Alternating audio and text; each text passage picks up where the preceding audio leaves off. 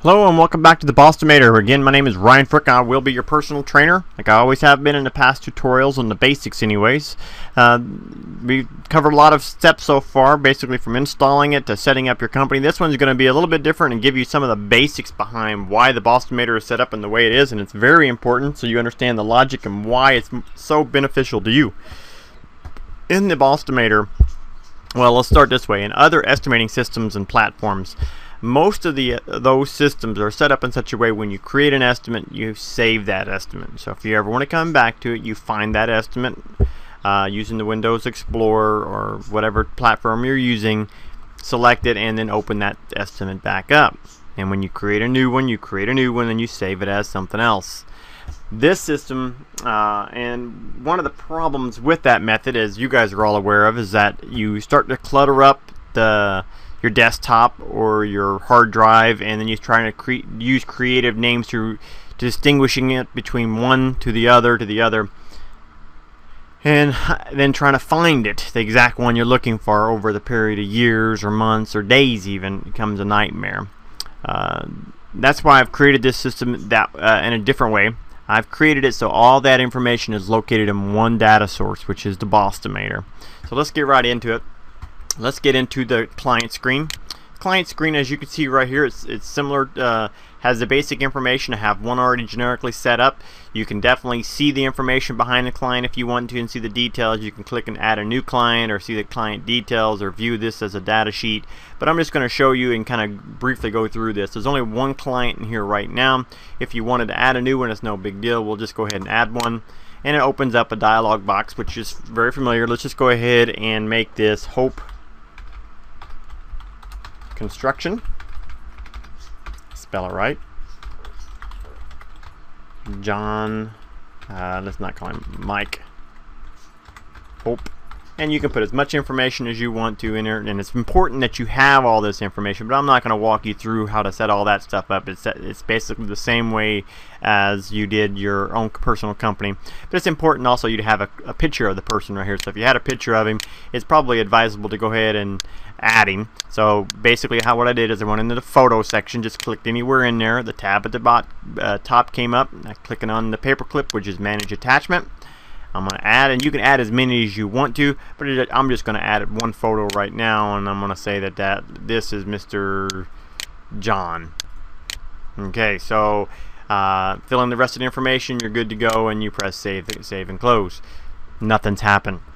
One of the systems set up right now is it has to do a refresh, and it's very simple to do that. All you have to do is press the F5 button or give it 30 seconds and it automatically refreshes on its own. I can set it up for a faster setting if you so choose, so just give me a call and we can make that happen, but I'm just going to go ahead. Now there she is. Okay, as you can see right now, it's very easy to see what Mr. Hope looks like, because if you're going down here looking for something, say, oh, I know who, yeah, that's who he is, that's who that guy was, and then you got that information. So you may have 15 different customers or 100 different customers, hopefully for you.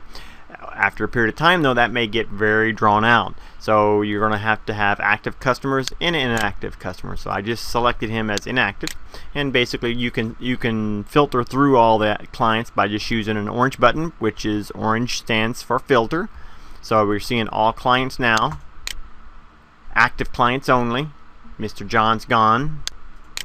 Inactive clients only, so on and so forth. So you're just basically going through it and being able to filter through it quite fast. But I'm going to go ahead and, so you can see the system is set up so you can have as many clients as you want. If you have so many of them, though, that may clutter it up, I advise you to go ahead and archive some of the clients, and we'll get that into some more future videos of how to archive data. So it's easy to retrievable if you need it, but you don't want to have the information there, or at least not all the estimates and so on and so forth. So let's get into some information about this the boss, and see what kind of work he has. So let's purple links, like you were aware of before. So I'm going to go ahead and click on that, and that's going to open up the main client form. We just switched from the main switchboard to the boss client switchboard. Obviously this is set up right now. The name is boss, so if this was Smith, and give it the refresh rate, Smith details, and so on and so forth. So you can see that that name changes right there. Again, fill this information out. It's very important that you do that, and the reasoning is when you're working with the reports, it prints out this information on it, and it also carries forward into each one of the projects. So let's see what kind of projects Mr. Smith is working on. Well, right now we have 2 different projects. We got the boss bathroom. I called it that, so you're just dealing with it. And you have another one below that's kind of looks like in yellow. What that indicates is that's a new project, hasn't started yet, and it's pre-filled in with all the information from the client, so you don't have to go back and research the information. You can change it, but so you may have 50 different projects for the same one client. Over a period of 12 years, you may have 10-12 different projects. The important thing is remember is that you go back to the same spot to find out all the information about all the previous projects as well. So you can go back and research it without having to try to figure out what where that information is located. So let's get into one of the projects. Let's go into the boss project.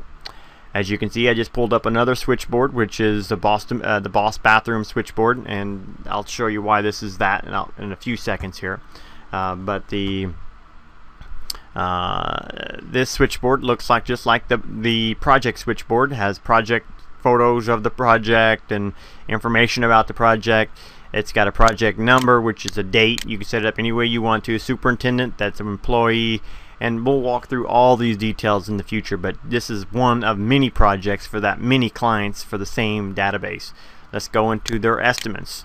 You may have 10 different estimates for the same project as well. How many times you get in estimators out there, how many times you get into an estimate and then you estimate it the first time and it's perfect and you get the job and no alterations? Yeah, I agree. That never happens. The client always wants to see it a different way, and then you start creating an estimate, or you copy and paste an estimate, so you don't want to lose the data before, because most likely he goes back to the original estimate. How many times does that happen?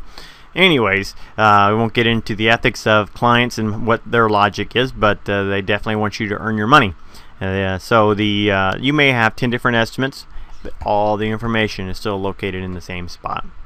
So you can go through here and see all the estimates, when they were done, why they were done, and this is all for that one project yet, which has multiple projects for the same client, which has multiple clients for the BOSStimator or for your company.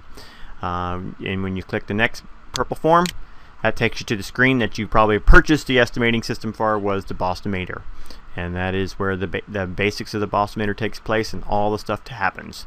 So everything else before that is just a very unique way of capturing the information and keeping it in one spot so you can always have it.